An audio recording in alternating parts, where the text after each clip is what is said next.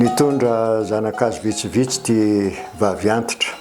Amboleo reo rakizy ao izy, amboleo reo. Fa ny ambole nahazo amin'ny fahatanorana dia mba hanana kelofana rehefa atra izay antitra e.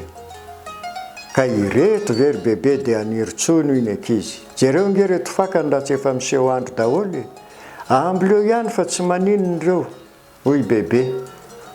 Fa raha velony reo a sakafo, raha maty reo a fanjehatra. Ka amboleo ihany fa aza misalasalina reo. Fa raha ohatra ka maty azy reo a tsy ho finosin-damba mena tsy akory ka hanahirana anareo. Fa raha mbola isy koa ny farany dia tsy ho foana ny fanantenanao. Ho avolona toko 7 ny 20 Amen.